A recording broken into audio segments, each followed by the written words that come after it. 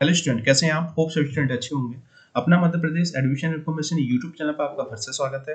आज का ये वीडियो बहुत ज़्यादा इन्फॉर्मेटिव होने वाला है। आज की इस वीडियो में हम बात करेंगे क्या स्कॉलरशिप बेस पर एडमिशन लेना चाहिए, मींस स्कॉलरशिप बेस पर कॉलेजेस में एडमिशन लेना सही है क्या, चाहे वह इंजीनियरिंग कोर्सेज के लिए हो या फिर फार्मेसी कोर्स के लिए हो, या अगर हम बात करें क्या स्कॉलरशिप बेस पर एडमिशन रियल में मिलता है। इन सब चीज़ों के बारे में आज हम डिटेल में जानने वाले हैं। अगर आप मध्य प्रदेश के ओबीसी एसटी एससी कास्ट के स्टूडेंट्स हैं और स्कॉलरशिप बेस पर एडमिशन लेने जा रहे हैं तो डेफिनेटली इस वीडियो को एंड तक जरूर देखिएगा, शायद आपका जो है वीडियो आपके कुछ काम आ जाए।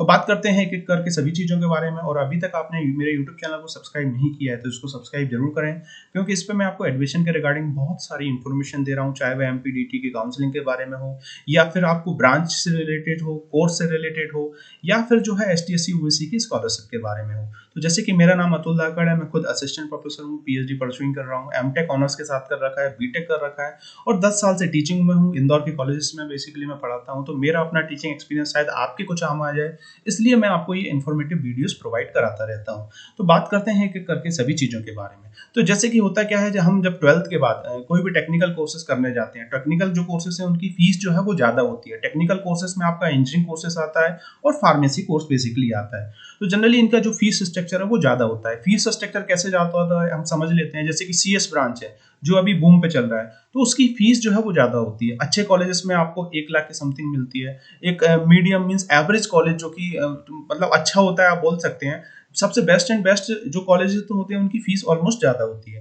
देन एक एवरेज कॉलेज की अगर मैं बात करूं जो कि आप बेस्ट मान सकते हो, उस कॉलेज की फीस अराउंड जो है आप 80 के अराउंड मान के चल सकते हैं, मतलब 70 से लेके 80 हज़ार के बीच में, बिल्कुल, है ना।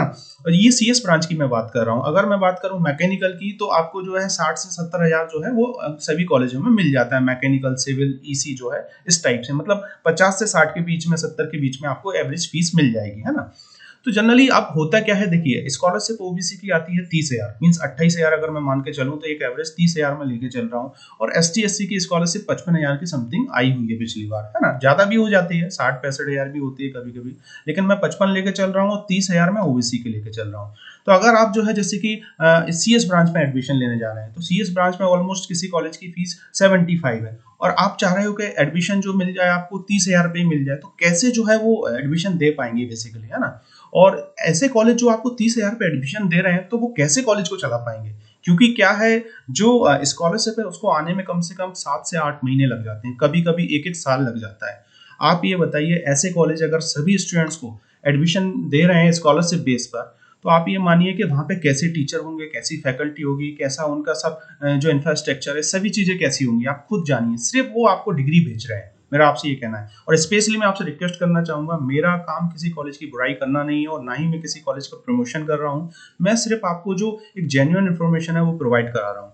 तो बेसिकली ऐसे कॉलेज जो होते हैं ये सिर्फ नॉन अटेंडिंग स्टूडेंट्स के लिए, सिर्फ आपको अगर डिग्री करना है, सिर्फ आपको नॉलेज नहीं लेना, ऐसे ही जो है आपको बस अपने आप को ऐसे ही करना है, मतलब आगे चल के आपको इन सब चीज़ों में डिफिकल्टीज आने वाली है। अगर आप रेगुलर क्लास नहीं जाएंगे, नॉन अटेंडिंग करेंगे, तो डेफिनेटली अगर किसी कंपनी में जाएंगे तो वहाँ कैसे आप जवाब दे पाएंगे, है ना। तो प्लीज मेरा आपसे रिक्वेस्ट है, अगर आप ऐसे कॉलेज जो कि आपको स्कॉलरशिप बेस पे एडमिशन दे रहे हैं, हो सकता है कुछ कॉलेज ठीक ठाक हो, लेकिन कुछ कॉलेज ऐसे होंगे जो कि बिल्कुल ना तो उनमें फैकल्टीज होगी, 4-5 फैकल्टीज होगी आपके डिपार्टमेंट में, हो सकता है वहाँ पे चीजें सही ना हो, उनने अपने हिसाब से अपने आप को अपग्रेड ना किया हो। जैसे कि जो कॉलेज ज्यादा फीस लेते हैं तो डेफिनेटली वहाँ पर अपने आप को वो जो जैसे आगे फ्यूचर में जो अपग्रेड होता है उन चीजों के अकॉर्डिंग वो अपने आप को, लैब्स को, अपनी फैकल्टीज को, हर एक चीज को जो है अपग्रेड करते रहते हैं। और डेफिनेटली इसलिए वो फीस जो है ज़्यादा लेते हैं, क्योंकि टेक्निकल जो कोर्सेस हैं उनकी फीस ऑलमोस्ट जो है ज़्यादा होती है। अगर मैं गवर्नमेंट कॉलेज की भी अगर मैं बात करूँ तो 60 से 70 हज़ार उनकी फीस होती है बेसिकली, है ना। लेकिन गवर्नमेंट होते हैं तो इसलिए उनकी फीस जो है वो फिक्स होती है बेसिकली, है ना, ट्यूशन फीस।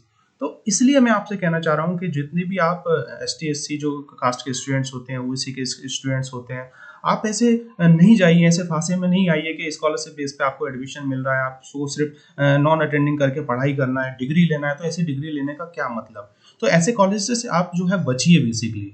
आप हो सकता है, देखिए ऐसा हो जाएगा कि कोई किसी कॉलेज की फीस 60,000 है, वो आपसे बोलता है कि 60,000 में से आपकी 30,000 हम माइनस कर देंगे, बाकी रिमेनिंग फीस जो है 30,000 आप पे कीजिए, तो ऐसा कॉलेज ठीक है, इतना आपको वो चीजें प्रोवाइड करा रहा है वो ठीक है, उसकी फीस इतनी फिक्स है, ठीक है। लेकिन अगर आप चाह रहे हैं कि जो स्कॉलरशिप बेस पे पूरा एडमिशन आप ले रहे हैं, तो डेफिनेटली वो जो कॉलेजेस होंगे उनकी वैल्यू बिल्कुल खराब होगी डेफिनेटली, और साथ ही साथ वहाँ पे ना तो आपको टीचिंग प्रॉपर मिलेगी, ना आपको प्रॉपर लैब्स मिलेंगी, ना वहाँ पे स्टाफ्स होंगे, और क्या फैसिलिटीज आपको देंगे बेसिकली। तो प्लीज मेरा सभी स्टूडेंट्स से रिक्वेस्ट है, हो सके तो थोड़ा बहुत अपना पेमेंट, जैसे स्कॉलरशिप आपकी 30,000 है तो मे भी जो है आप 15,000 20,000 का समथिंग ऊपर करके कॉलेज से आप डील करके एक अच्छा कॉलेज ले पाएंगे डेफिनेटली।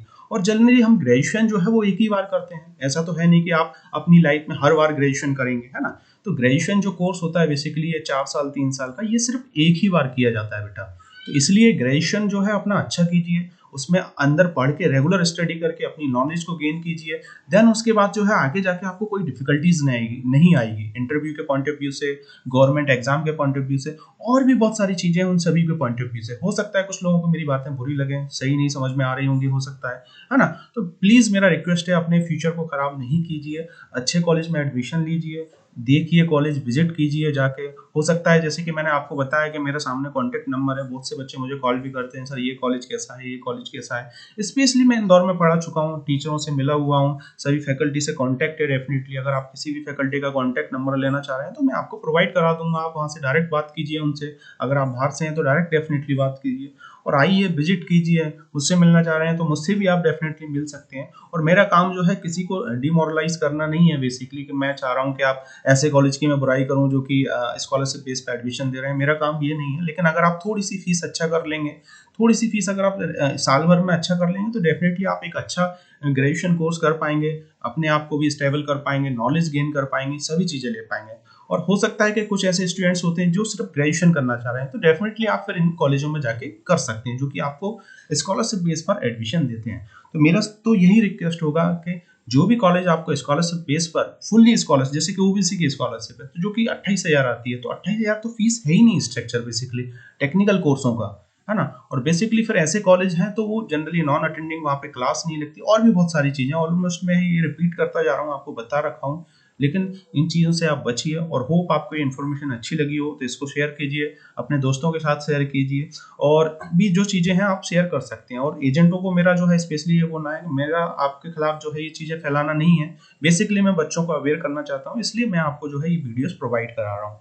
तो thank you for watching this video. मिलते हैं नेक्स्ट वीडियो में कुछ और इन्फॉर्मेटिव वीडियो के साथ, जो कि होंगे आपको रेगुलर अपडेट करते रहेंगे एमपीडीटी के काउंसलिंग के बारे में, मध्य प्रदेश के कॉलेजेस के बारे में, और भी बहुत सारी चीज़ों के बारे में। और भी कुछ जानना चाह रहे हैं तो आप मुझे कांटेक्ट कीजिए 9179176554। ये मेरा व्हाट्सअप नंबर है, कांटेक्ट नंबर है, आप कभी भी कॉल करके मुझे जो भी इन्फॉर्मेशन जानना चाहें जान सकते हैं। बस मेरा आपसे रिक्वेस्ट है, मुझे एजेंट या कंसल्टेंट समझकर कॉल ना करें। Thank you for watching this video.